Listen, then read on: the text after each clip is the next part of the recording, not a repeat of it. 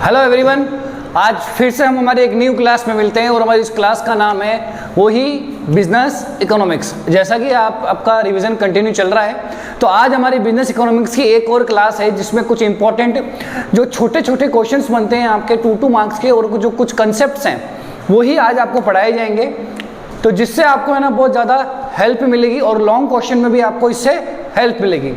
तो ध्यान रहे, कुछ मैंने आपके मेजर 7 पॉइंट्स निकाले हैं। ध्यान रहे, आपके एग्जाम के लिए बहुत इंपॉर्टेंट है, रिगार्डिंग आपके एग्जाम के लिए बहुत इंपॉर्टेंट है। टोटल एक मेजर 7 पॉइंट्स निकालेंगे, तो और भी कुछ उसके अंदर पॉइंट्स पढ़ेंगे जब तक हम हमारे 7 पॉइंट्स पढ़ते हैं। तो सबसे जो फर्स्ट पॉइंट है, यहाँ सुनिए, micro economics. What do you mean by micro economics, यानी व्यष्टि अर्थशास्त्र क्या होता है। आपकी जो इकोनॉमिक्स होती है वो ध्यान रहे वो 2 टाइप्स की होती है। आपकी इकोनॉमिक्स कितने टाइप्स की हो गई? 2 टाइप्स की। एक होता है माइक्रो और एक होता है मैक्रो। देखो माइक्रो वर्ड आपने कहीं सुना होगा, माइक्रोस्कोप बोलते हैं जो छोटी से छोटी चीजों को देखा जाता है। तो माइक्रो का छोटा नाम क्या हो गया? स्मॉल या वेरी स्मॉल, बहुत छोटा होता है। और यहाँ पर मैक्रो का मतलब क्या हो गया? इस टू लार्ज, जो बहुत ज़्यादा क्या होता है? लार्ज होता है। तो इकोनॉमिक्स में क्या होता है कि एक तो होता है माइक्रो और एक क्या होता है? मैक्रो। जो कंट्री की जो छोटी छोटी इकाइयाँ, मतलब जो छोटी छोटी जो यूनिट्स होती है, उसका अध्ययन कहाँ किया जाता है? माइक्रो में किया जाता है। कि किसी भी एक देश की व्यक्तिगत इकाइयों का अध्ययन कहाँ करोगे आप लोग? माइक्रो में करोगे। मतलब जो इंडिविजुअल यूनिट्स है उनका हम अध्ययन कहाँ करेंगे? माइक्रो इकोनॉमिक्स में करेंगे। जैसे इसका एक एग्जांपल ले लो, आप इसका एग्जांपल सिंपल सा ले सकते हो कि ये आपके लिए उपभोग हो गया। क्या आ गया? आपके लिए उपभोग हो गया। और आपके लिए क्या हो सकता है? उत्पादन हो सकता है। उपभोग का मतलब क्या होता है? कंजप्शन। कि कंजप्शन, अब कंजप्शन यहाँ पर किसी गुड्स को मार्केट से परचेज करके लेके आओगे तो वो उसका व्यक्तिगत यानी एक पर्सनल एक्सपीरियंस हो गया। तो उसका जो अध्ययन है, ठीक है, वो कहाँ किया जाता है? माइक्रो में किया जाता है। और यहाँ पर मार्केट भी हो गया, आपका प्रोडक्शन भी हो गया। तो ये चैप्टर अगर आपने इकोनॉमिक्स कभी पढ़ी हो तो ये आपने देखा होगा। यहाँ पर क्या आ जाता है? कंजप्शन आ जाता है और प्रोडक्शन आ जाता है। ये इसके एग्जांपल्स हैं कि इनका अध्ययन किया जाता है। डिमांड आ जाता है, सप्लाई आ जाता है, मार्केट आ जाता है, समझ आ गई बात आपको? रेवेन्यू आ जाती है। चलो, तो ये माइक्रो इकोनॉमिक्स के पार्ट होते हैं। और अब मैक्रो इकोनॉमिक्स क्या होता है, चलो यहाँ पढ़ ही लो। हालांकि हमारी ये पॉइंट में नहीं है, फिर भी आप मैक्रो इकोनॉमिक्स पढ़ो। मैक्रो इकोनॉमिक्स का मतलब होता है लार्ज, मतलब जो देश की बड़ी बड़ी इकाइयों का अध्ययन किया जाता है। मतलब देश की समस्त इकाइयों का अध्ययन कहाँ करोगे आप लोग? मैक्रो में करोगे। देश की समस्त इकाइयों का अध्ययन मैक्रो में किया जाता है। उसी को ही क्या कहा जाता है? समष्टि अर्थशास्त्र कहा जाता है। इसको क्या कहोगे आप लोग? समष्टि। और इसको क्या कहेंगे? व्यष्टि। अब जैसे इसमें क्या किया जाता है, देखो इसमें यूज लिया जाता है एग्रीगेट डिमांड,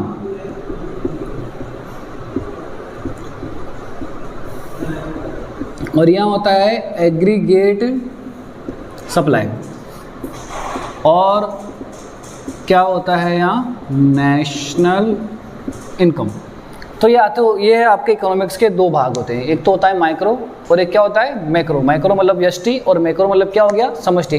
कि जो छोटी छोटी इकाइयों का अध्ययन किया जाता है वो कहाँ करोगे आप लोग? माइक्रो में। और जो देश की समस्त इकाइयों का अध्ययन है, ठीक है, all of factor, all of units का जो आप अध्ययन करोगे वो कहाँ करोगे आप लोग? मैक्रो में करोगे। तो ये हो गया आपका पहला पॉइंट कंप्लीट। यूटिलिटी। अब यूटिलिटी का मतलब बहुत सिंपल सा होता है कि आप जब किसी वस्तु या सेवा यानी गुड्स एंड क्या है? सर्विस का यूज यानी उपयोग क्या करते हो? अपनी आवश्यकता की संतुष्टि को करने के लिए। समझ आइए? देखो, अपनी आवश्यकता विशेष को संतुष्ट करने के लिए किसी वस्तु या सेवा का यूज करते हो तो उसी को ही क्या कहा जाता है? उपयोगिता कहा जाता है।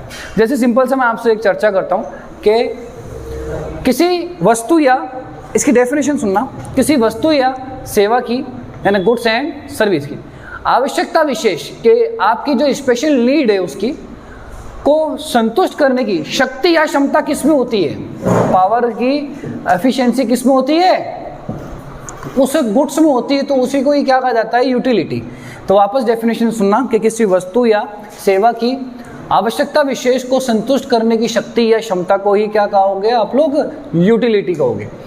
तो जैसा कि मैंने आपको बताया कि जैसे मैं ये मार्कर है, तो बताओ मेरी आवश्यकता क्या है कि मुझे यहाँ पर बोर्ड पे लिखना है। अब आवश्यकता तो मेरी यहाँ हो गई कि मुझे बोर्ड पे लिखना है, और अब इसको संतुष्ट करने की, मेरे को संतुष्ट कौन करेगा कि मैं यहाँ लिख पाऊँ, वो मेरी संतुष्टि है, मैं आपको पढ़ा पाऊँ। तो उसकी शक्ति या क्षमता किस में है? इस गुड्स की यूटिलिटी में, कि वो गुड्स जिसके अंदर ऐसी पावर है जिसकी वजह से वो मेरे को संतुष्ट करने की क्या रखती है, शक्ति रखती है। अगर मेरे को बहुत ज़्यादा भूख लगी है तो मेरे को मेरी भूख शांत करने की शक्ति और क्षमता किसमें है? उस वस्तु या सेवन खाने में है। तो इसी को ही क्या कहा जाता है? यूटिलिटी कहा जाता है। तो ध्यान रहे, इसी को ही आप क्या कहोगे? यूटिलिटी कहोगे। क्लियर है क्या? तीसरा पार्ट होता है जो यूटिलिटी का ही पार्ट होता है, यूटिलिटी का पार्ट होता है टोटल यूटिलिटी। अब टोटल यूटिलिटी का मतलब हो गया यहाँ पर कुल उपयोगिता। टोटल यूटिलिटी का मतलब क्या हो गया यहाँ पर? कुल उपयोगिता। अब कुल उपयोगिता का मतलब होता है कि किसी वस्तु या सेवा की उपभोग इकाइयाँ, उपभोग इकाइयाँ मतलब जो कंज्यूमर यूनिट्स होती है, उपभोग इकाइयों को आप निरंतर उपभोग करते हो। क्या करते हो? उनका निरंतर मतलब कंटिन्यूसली उनको आप यूज करते हो, से प्राप्त समस्त संतुष्टि को क्या कहा जाएगा? यहाँ पर कुल उपयोगिता जाएगा। छोटा सा एग्जांपल लेते हैं, पहले एक बार डेफिनेशन सुनो फिर इसने, कि किसी वस्तु या सेवा का निरंतर उपभोग करने से प्राप्त, क्या बोला मैंने आपको? किसी वस्तु या सेवा का निरंतर उपभोग करने से प्राप्त, उससे प्राप्त समस्त संतुष्टि के योग को ही क्या कहा जाएगा? कुल उपयोगिता कहा जाएगा। फॉर एन एग्जाम्पल कि अगर आप यहाँ पर अगर आप जब खाना खाने बैठते हो तब आपको बहुत ज़्यादा भूख लगती है, तो ये खाना ही है जो आपकी संतुष्टि को क्या कर सकता है? शांत कर सकता है, पानी नहीं कर सकता। तो आप जब खाना खाने बैठते हो तो आप 1 रोटी खाते हो, 2 रोटी खाते हो, 3 रोटी खाते हो, फिर आपका पेट भर जाता है। तो 3 रोटी खाने के बाद जो आपको संतुष्टि मिलती है, अब वो 3 रोटी आपने निरंतर खाई, रुक रुक के नहीं खाई कि 1 रोटी एक रोटी अभी खाई, 1 रोटी दिन को खाई और 1 रोटी रात को खाई, ऐसे नहीं चलेगा। वो तीनों रोटी आपने एक ही बार में खाई और एक ही बार में अपनी संतुष्टि का पूरा अपने आपको संतुष्ट करने के बाद या वहां से उठे, तो वही क्या कहलाता है? कुल उपयोगिता कहलाता है। देखो फिर से डेफिनेशन पढ़ेंगे कि किसी वस्तु या सेवा का निरंतर उपभोग करने से प्राप्त समस्त संतुष्टि के योग को क्या कहोगे आप लोग? कुल उपयोगिता कहोगे। तो ये हो गया आपका कुल उपयोगिता। अब कुल उपयोगिता का डायग्राम होता है जो आपको एग्जाम के लिए सबसे ज़्यादा मस्ट है और जो इंपॉर्टेंट है। ध्यान रहे, मैं यहाँ छोटे छोटे डायग्राम बनाऊंगा तो आपको दिख जाएंगे, चेक कर लीजिएगा। यहाँ क्वांटिटी हो गई और यहाँ क्या हो गई? यूटिलिटी हो गई। तो ये डायग्राम की शुरुआत कहाँ से होती है? हमेशा 0 से। यूँ ऐसे आएगा फिर ऐसे नीचे गिर जाएगा। ये हो गया आपका TU, और TU मतलब क्या हो गया आपके लिए?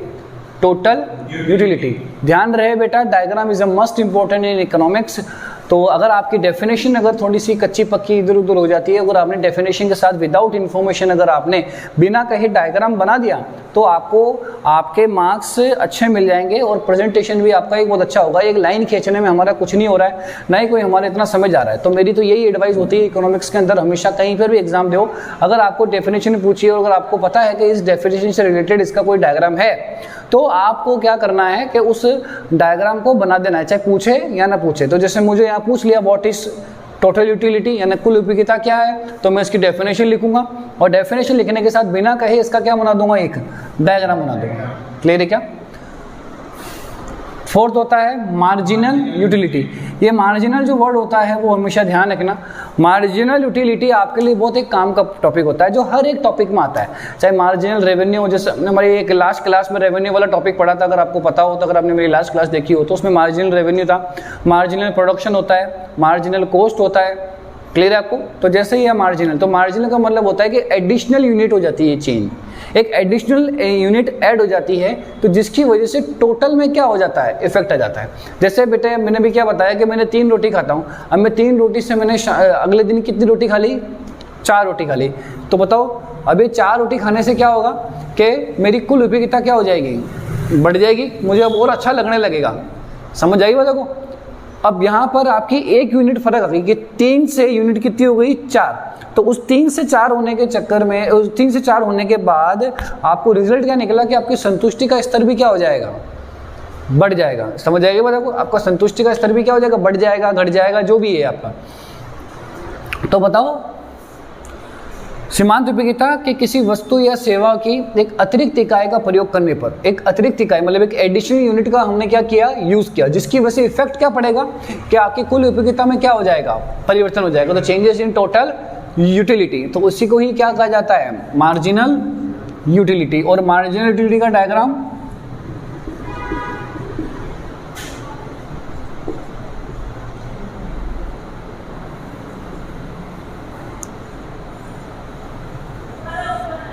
ये माइनस है और ये क्या है, प्लस है। तो इसका डायग्राम आपके लिए क्या हो गया, MU हो गया। क्लियर है क्या? चलो ये पॉइंट्स हमने पढ़े हैं, टोटल 4 पॉइंट्स। 5वां पॉइंट कंज्यूमर सरप्लस। सरप्लस यानी क्या होता है, बचत, सेविंग्स। बताओ सेविंग की डेफिनेशन क्या होती है? सेविंग की डेफिनेशन जैसे नॉर्मल क्या होती है सेविंग की डेफिनेशन?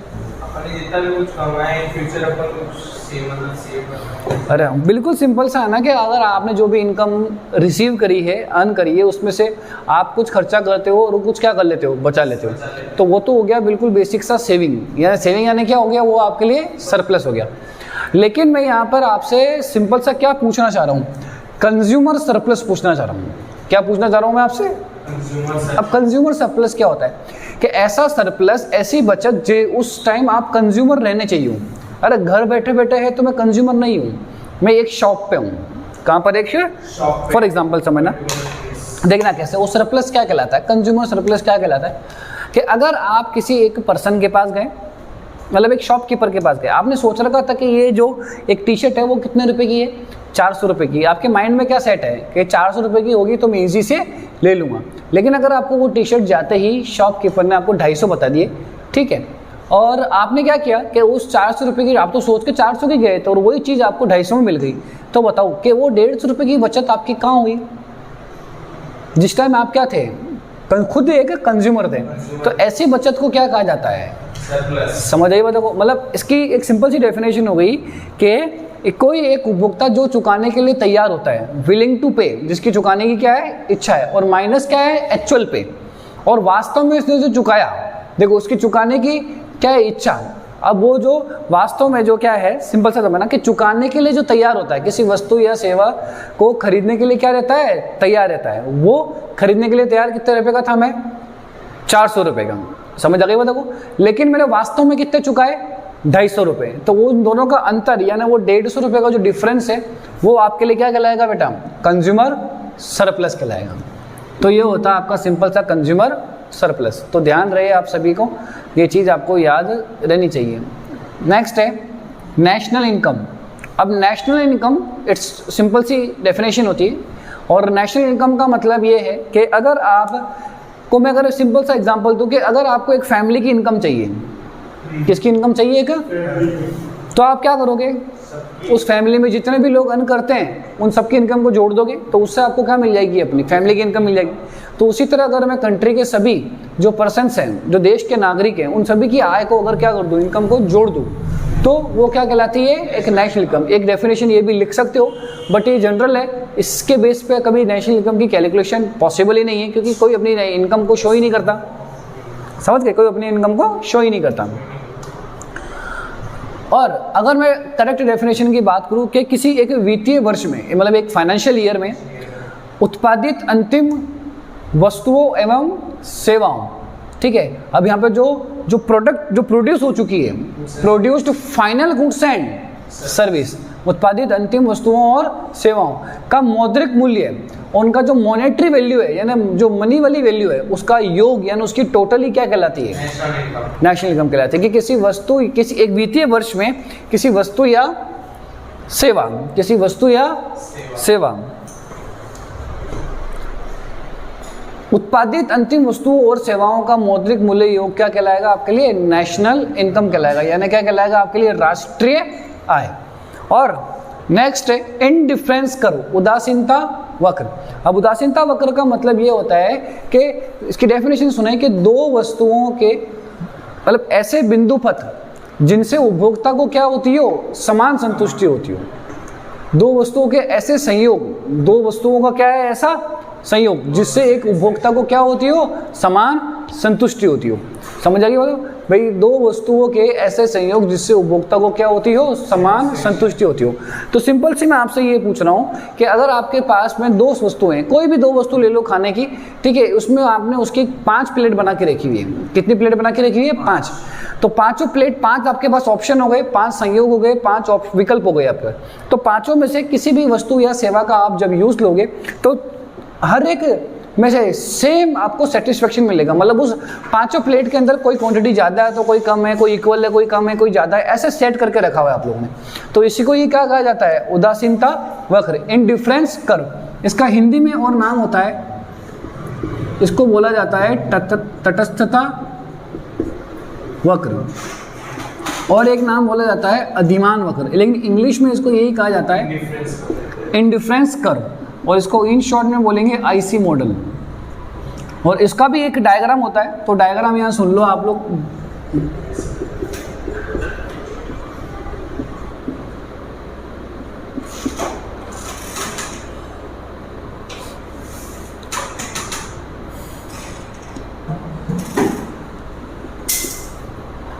ये होता है आपका आईसी,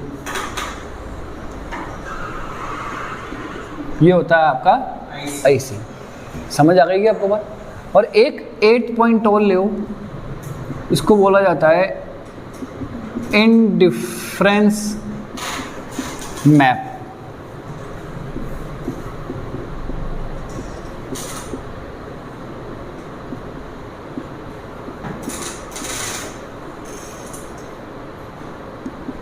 अब उदासीनता मानचित्र क्या होता है? आप लोग एक बात बताओ, आपके इस एक डायग्राम में कितना एक आईसी वक्र कितने बने हुए हैं? आईसी मॉडल 1 बने हुए हैं। अगर मैं 2 या उससे क्या बना दूं तो वो मानचित्र हो जाएगा। क्या हो जाएगा? वो मानचित्र हो जाएगा। तो इसकी डेफिनेशन क्या होगी? किसी एक ही रेखा चित्र में, यानी किसी एक ही डायग्राम में कि 2 या 2 से अधिक उदासीनता वक्रों को एक साथ दर्शाया जाता है, तो उसी को ही क्या कहा जाता है? इंडिफरेंसिव मैप कहा जाता है। क्लियर है? 2 और मोर देन इंडिफरेंस कर्व अगर एक ही डायग्राम में शो किए जाते हैं तो वो क्या कहलाता है? इंडिफरेंस मैप कहलाता है। ये इसका एक और डायग्राम हो गया। तो कुछ नहीं, अब हमको क्या करना है? 2 और मोर देन बनाना है। आईसी, ये लो, ये आपने 3 बना दिए, यहाँ लिख दिया IC1, IC2 और IC का लिख दिया 3। हमने काउंटिंग दे दी यहाँ पर 1, 2 और 3। चलो इसको जो भी बोर्ड पे लिखा हुआ है वो पूरा कंप्लीट लिखिए, ये आपके लिए बहुत इंपॉर्टेंट है। छोटे छोटे क्वेश्चंस में बहुत ज़्यादा हेल्प करेगा।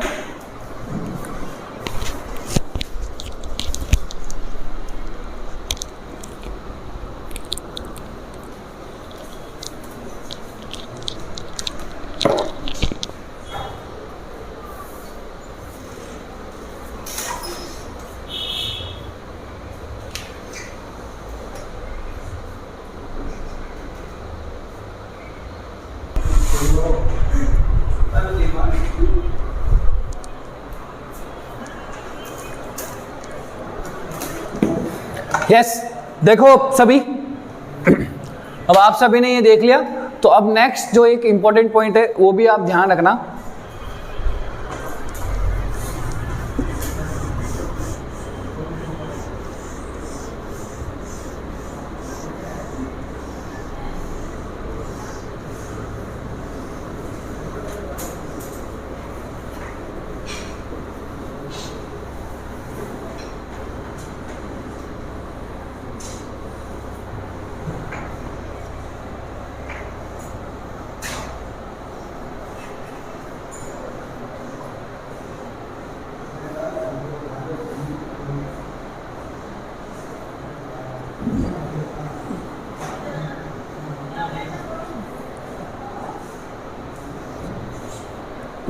देखिए सभी,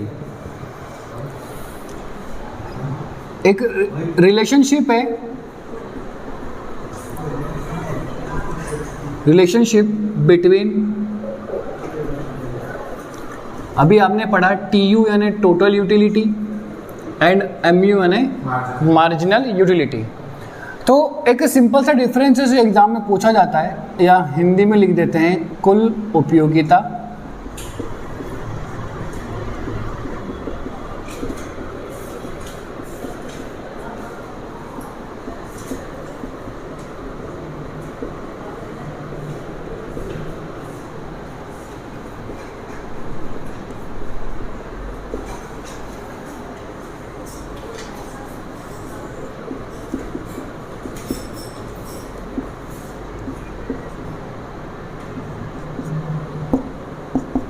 ठीक है।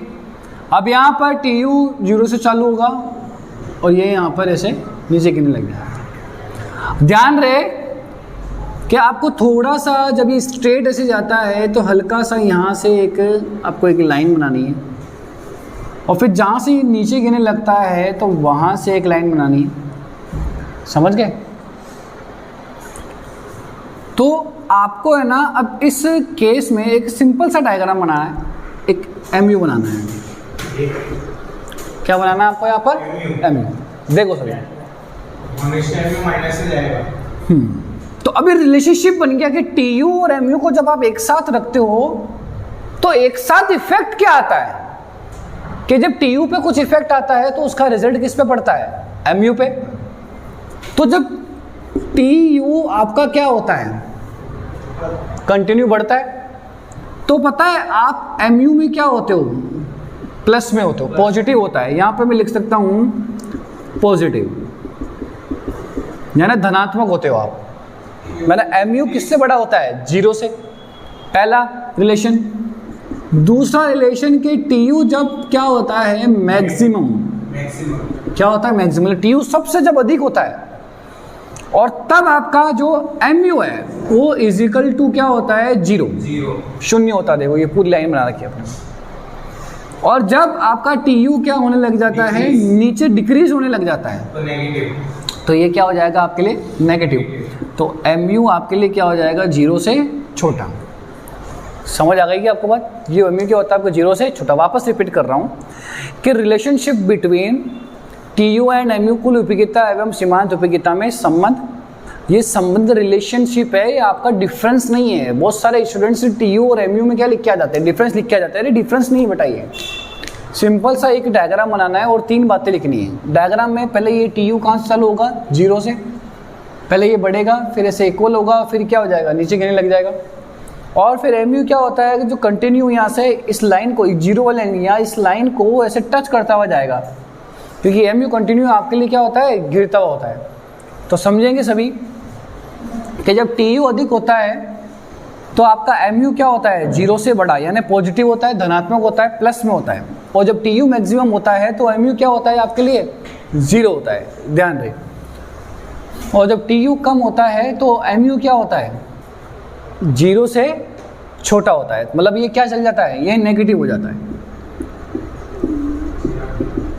ये नेगेटिव हो जाता है इन द सेंस, मतलब ये क्या हो गया आपके लिए? माइनस। तो जो लाइनें बोली है तो आप कॉपी में लिख सकते हो आप इस लाइनों को। इससे आपका ये 4 मार्क्स का जो क्वेश्चन है वो आपका जो पार्ट बी का क्वेश्चन है बहुत अच्छे से कवर हो जाएगा। चलो बनाओ उसको। और आज की क्लास हमारी इतनी ही रहेगी।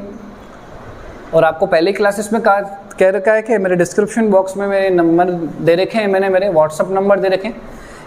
समझ गए? और आप सभी उस व्हाट्सअप नंबर पे मैसेज करके कोई भी क्वेरी हो तो आपको वहाँ जाके पूछ सकते हो या फिर कॉल कर सकते हो। Okay, thanks.